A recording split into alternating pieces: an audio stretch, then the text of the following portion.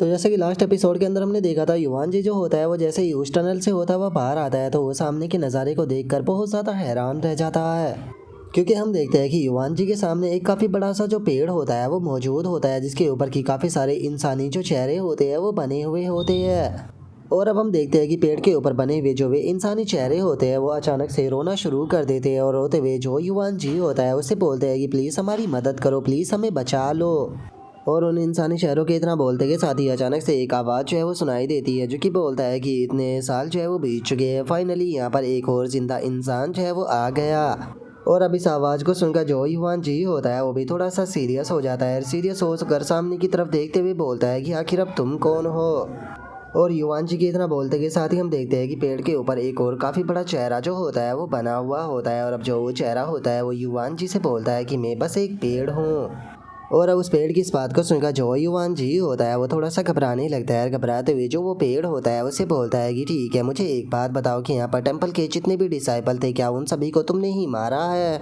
और अब युवान जी की इस बात को सुनकर जो वो पेड़ होता है वो युवान जी से बोलता है कि नहीं, उन लोगों को मैंने जो है वो नहीं मारा है, बल्कि ये जो माउंटेन कोडस है उसका काम है। और अब उस पेड़ की तरह बोलते के साथ ही हम देखते हैं कि जो वो पेड़ होता है उसकी जड़ के अंदर एक रेड कलर का जो कॉफिन होता है वो भी रखा हुआ होता है। और अब गोडस के नाम को सुनकर जो युवान जी होता है वो भी थोड़ा सा हैरान रह जाता है। हैरान होते हुए जो वो पेड़ होता है उससे बोलता है कि क्या तुम थ्री पाथ माउंटेन गोडस की बात कर रहे हो? और इतना बोलते के साथ ही युवान जी जो होता है वो अपने मन में सोचता है कि अगर माउंटेन गोडस की बात की जाए तो मिंग डायनेस्टी के टाइम पर वो यहाँ पर एक पावरफुल नाइट वेंडर जो है वो हुआ करती थी, तो आखिर उसके जैसा एक नाइट कोड जो है वो यहाँ पर अपने ही जो डिसाइपल है उन्हें मारने की कोशिश क्यों करेगा? और युवान जी के इतना सोचते के साथ ही जो वो ट्री होता है वो युवान जी को बताता है कि एज थर्मा डिक्लाइन होने के कारण जो कल्टीवेटर होते हैं वो अपनी बॉटल नेक पर फंस जाते हैं और ब्रेक थ्रू जो है वो नहीं कर पाते हैं। और सेम इसी सिचुएशन में जो गोडस थी वो भी फंस गई थी। जो गोडस थी वो अपनी बॉटल नेक से ब्रेक थ्रू जो है वो नहीं कर पा रही थी, जिस कारण गोडस ने इमोर्टलिटी को प्राप्त करने के लिए फाइनली जो डेमोनिक पाथ था उसे चूज कर लिया। और इससे अलग जो घोड़स थी उसने अपना जो शरीर था उसे जो ये स्टोन का कॉफिन था इसके अंदर बंद कर लिया, और इसी के साथ में यहाँ पर जो ये बरगद का पेड़ है उसे लगा दिया, ताकि जो भटकती हुई आत्माएं हैं उन्हें इस पेड़ में यहाँ पर उलझाया जा सके। क्योंकि उसे अगर अपना जो शरीर और जो अपनी शोल है उन दोनों को बिल्कुल फ्रेश जो है वो रखना है, तो उसके लिए उसे जो यिन पावर है उसे एब्जॉर्ब करना पड़ता है। अगर देखा जाए तो जो गोडस थी वो जिस टाइम पर पैदा हुई थी तो उसी टाइम पर वो एक पावरफुल नाइट गॉड के रूप में जो है वो पैदा हुई थी, और जो नाइट गॉड होते हैं उनके पास में पैदा होते ही ये एबिलिटी आ जाती है कि वे सोल को एब्जॉर्ब कर खुद की जो पावर है उसे बढ़ा सकते हैं। और उनके द्वारा लगाया गया जो बाहियान ट्री था उसने भी बहुत ज़्यादा जो शोले है उसे एब्जॉर्ब किया, और जो गॉडेस की विल थी उसे भी इनहेरिट किया, जिसके कारण उसके अंदर खुद की ही यहाँ पर जो एग्जिस्टेंस थी वो आ गई, जो कि कुछ और नहीं बल्कि मैं ही थी। और देखा जाए तो मैं यहाँ पर पिछले काफ़ी लंबे टाइम से जो है वो ज़िंदा हूँ। इतने लंबे टाइम में मैंने यहाँ पर पता नहीं कितने सारे जो नाइट कोड और बाकी के लोग हैं उन्हें आते हुए देखा है, जो कि सभी के सभी लोग यहाँ पर मारे गए। लेकिन मैं जानता था कि उन सभी का जो सेक्रीफाइस है वो बिल्कुल भी बेकार जो है वो नहीं जाएगा। मुझे हमेशा से ही यहाँ पर इस चीज़ के ऊपर विश्वास था कि फाइनली एक दिन एक पावरफुल पर्सन जो है वो यहाँ पर ज़रूर आएगा, जो कि यहाँ पर आकर जो ये गोडस है उसका अंत करेगा। और अब उसकी इस बात को सुनने के बाद में जो युवान जी होता है वो भी थोड़ा सोच में जो है वो पड़ जाता है, और सोचते हुए अपने मन में बोलता है कि क्या सच में ये इतना ज़्यादा आसान है? क्या इसे एनपीसी ट्रिगर क्वेस्ट के अंदर जो है वो काउंट किया जाएगा? और अब इतना सोचकर जो युवान जी होता है वो वहाँ पर जो अपनी आई की पावर होती है उसे एक्टिवेट कर देता है, और उसे एक्टिवेट करते हुए जो ट्री होता है उससे पूछता है कि ठीक है, तो मुझे बताओ कि मुझे यहाँ पर क्या करना होगा। जो सुनते के साथ ही वो ट्री जो होता है वो युवान जी से बोलता है कि सब कुछ बहुत ज़्यादा आसान है, तुम्हें आगे बढ़कर जो ये स्टोन कॉफिन है इसे खोलना होगा, और इसके अंदर जो कोडस है उसके हार्ट के ऊपर तुम्हें अपना जो वज्रा है उससे अटैक करना होगा, जिसके बाद में सब कुछ अपने आप ही ख़त्म हो जाएगा। क्योंकि तुम्हारे हाथ में जो वज्रा वेपन है वो कोई नॉर्मल वेपन नहीं है, असल में इसकी आधी यांग शोल जो है वो इसके अंदर ही कैद है, और अगर एक बार तुम इसके हार्ट के ऊपर इस वज्रा से अटैक जो है वो कर देते हो तो इसकी बची हुई आधी यांग एनर्जी जो है वो भी इसके अंदर ही एब्सॉर्ब जो है वो हो जाएगी, जिस कारण ये पूरी तरह से सील हो जाएगी। और अगर इसकी सोल के पास में इसकी यांग प्रोटेक्शन ही नहीं बचेगी तो इसकी बॉडी जो है वो धीरे धीरे कर यहाँ पर कोलैप्स जो है वो होना शुरू हो जाएगी, जिसके बाद में ये पैलेस भी पूरी तरह से ख़त्म हो जाएगा और तुम यहाँ से फ्री होकर यहाँ से जा पाओगे। और अब उस ट्री की इस बात को सुनकर जो युवान जी होता है वो उस ट्री को कोई भी जवाब जो है वो नहीं देता, जो देखकर वो ट्री जो होता है वो युवान जी से पूछता है कि यंग मैन क्या हो गया, क्या तुम अभी भी हेजिटेशन कर रहे हो? और अब उस ट्री की इस बात को सुनने के बाद में जो युवान जी होता है वो उस ट्री की तरफ देखते हुए उसे बोलता है कि बस मैं यहाँ पर एक चीज़ जो है वो सोच रहा हूँ। जो सुनकर वो ट्री जो होता है वो युवान जी से पूछता है कि ठीक है मुझे बताओ कि तुम क्या सोच रहे हो। जो सुनकर युवान जी जो होता है वो उससे बोलता है कि मैं सोच रहा हूँ कि कहीं तुम इस टेम्पल के रखवाले तो नहीं हो ना। और युवान जी की इस बात को सुनते के साथ ही जो वो पेड़ होता है वो युवान जी को कुछ भी नहीं बोलता। तभी युवान जी जो होता है वो उससे बोलता है कि क्योंकि जो टेम्पल का रखवाला था वो देवी को धोखा देने वाला सबसे पहला पर्सन था, क्योंकि वो उसका पपट बनने के बाद में उसकी ही बॉडी का जो पोषण है वो करने लगा। और युवान जी की इस बात को सुनकर जो वो ट्री होता है वो युवान जी से बोलता है कि अगर तुम्हें मेरी बात के ऊपर यकीन नहीं है तो तुम खुद ही कॉफिन को ओपन कर कर अपने आप क्यों नहीं देख लेते, तुम्हें खुद पता चल जाएगा कि मैं झूठ बोल रहा हूँ या सच बोल रहा हूँ। जो सुनकर जो युवान जी होता है वो उस ट्री की तरफ देखते हुए उसे बोलता है कि अगर बात कॉफिन को ओपन करने की है तो तुम खुद ही यहाँ पर कॉफिन को ओपन जो है वो कर कर मुझे क्यों नहीं दिखा देते। और युवान जी की इस बात को सुनकर जो वो ट्री होता है वो थोड़ा सीरियस होते हुए युवान जी से बोलता है कि मैं बस एक पेड़ हूँ, आखिर मैं जो कॉफिन है उसे ओपन जो है वो कैसे कर सकता हूँ। जो सुनते के साथ ही युवान जी जो होता है वो उससे बोलता है कि तुम ओपन नहीं कर सकते हो या फिर तुम्हारे अंदर इतनी हिम्मत नहीं है कि तुम इसे ओपन कर पाओ, क्योंकि अगर मेरा अंदाज़ा जो है वो गलत नहीं है तो इस कॉफिन के अंदर जो पर्सन लेटा हुआ है असल में वो गोडस नहीं है बल्कि इस टेम्पल का रखवाला है।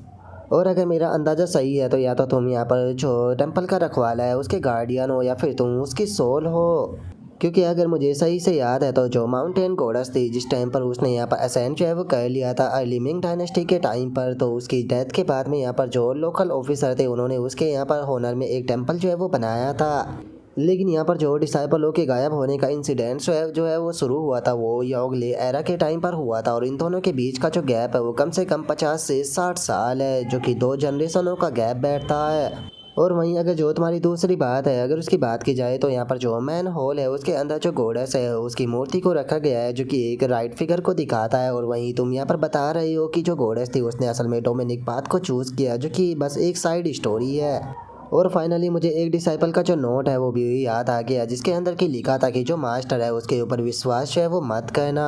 और अब यहाँ पर सारी चीज़ें जो है वो पूरी तरह से क्लियर जो है वो होने लगी है। स्पिरिट रियलम के अंदर यहाँ पर सभी हिंट और डिटेल जो है वो नज़र आने लगे है। और अब फाइनली मैं इस चीज़ को भी यहाँ पर समझ चुका हूँ कि आखिर जो वे केयर टेकर डिसाइपल थे वे अपने आप ही यहाँ पर अचानक से गायब क्यों होने लगे थे और वे डिसाइपल आखिर मारे क्यों गए।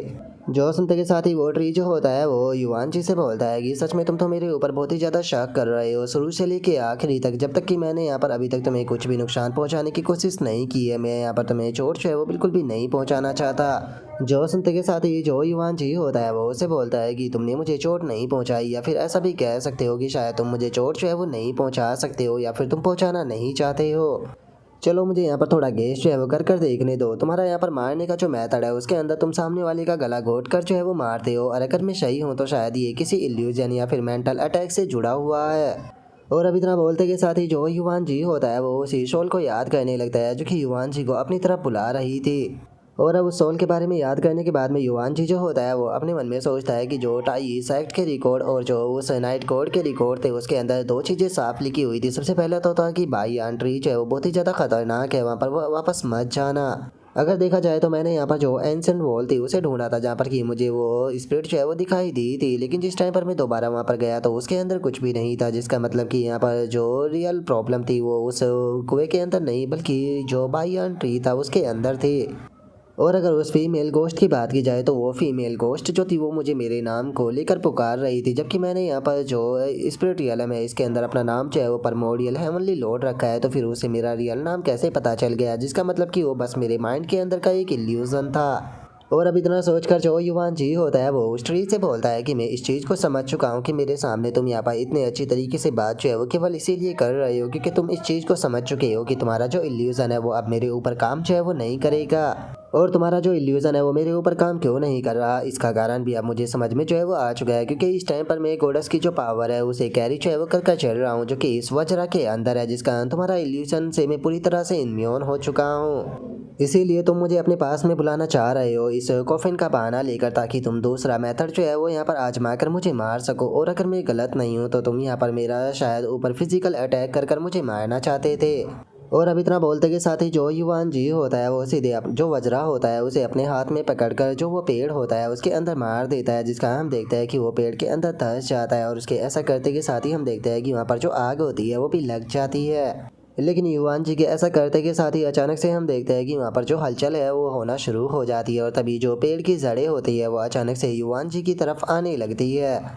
और अब हम देखते हैं कि जो वो पेड़ होता है वो पागलों की तरह गुस्से से चिल्लाने लगता है और चिल्लाते हुए जो युवान जी होता है उससे बोलता है कि मैंने तुम्हें यहाँ पर मौका दिया था अपने पास में आने का, लेकिन तुमने इस चीज़ को मना जो है वो कर दिया। तो चलो फिर ठीक है, अगर तुम यहाँ पर मरना ही चाहते हो तो मैं जो तुम्हारी ख्वाहिश है उसे पूरा जो है वो ज़रूर करूँगा, और अब मरो। और अब उस ट्री के इतना बोलते के साथ ही हमारा आज का एपिसोड जो होता है वो यहीं पर ही कंप्लीट हो जाता है। तो नेक्स्ट एपिसोड के अंदर देखिए कि आगे क्या होता है। अगर आप लोगों को वीडियो अच्छी लगी हो तो लाइक करना, चैनल को सब्सक्राइब करना। मैं मिलता हूँ नेक्स्ट एपिसोड के अंदर, तब तक के लिए बाय बाय गाइस।